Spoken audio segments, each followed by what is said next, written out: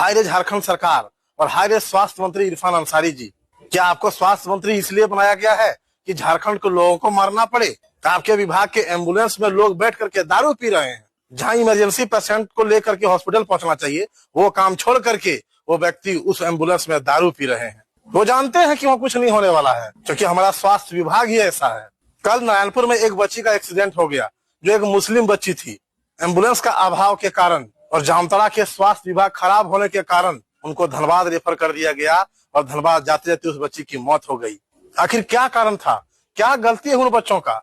अगर आपसे स्वास्थ्य विभाग नहीं संभलता है तो आप रिजाइन दे दीजिए ना। जामताड़ा जिला के अंतर्गत कहीं भी अगर एक्सीडेंट होता है तो सदर अस्पताल जामताड़ा लेके जाता है, पर वह अस्पताल इलाज नहीं करता है, सिर्फ मोहलम पट्टी करता है और सीधा रेफर करता है। यानी कि रेफर करने का वो हॉस्पिटल है, इलाज करने का नहीं। न ही वहाँ जांच करने का सुविधा है और न ही अच्छे डॉक्टर की सुविधा है। आखिर क्या कारण है कि जामताड़ा का स्वास्थ्य विभाग सही नहीं हो रहा है? अगर मैं पैसा वाला हूँ और मेरा परिवार अगर भीख मांग रहा है ना, तो लानत है ऐसे पैसों का।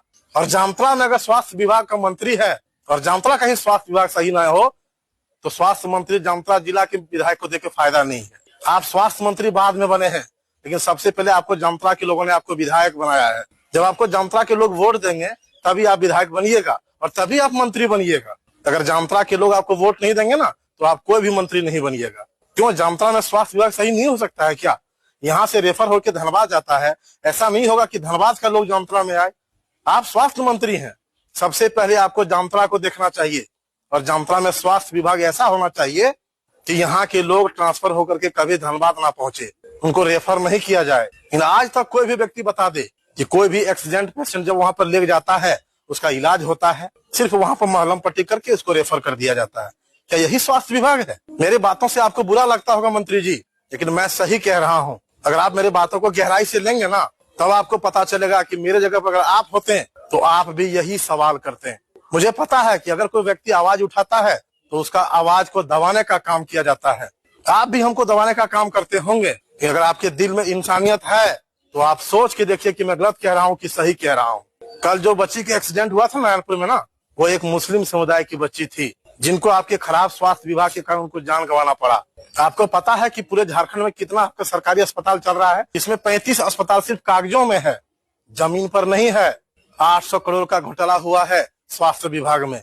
अगर आपको सिर्फ पैसा ही कमाना है ना, तो 5 साल तक आप कमा लीजिए। और अगर आप पब्लिक का भला करना चाहते हैं तो सबसे पहले स्वास्थ्य विभाग को ठीक कीजिए और खास करके जामताड़ा को पहले ठीक कीजिए। अगर आप घर के व्यक्ति को संभाल नहीं पा रहे हैं तो पूरे झारखंड को क्या संभालेंगे आप?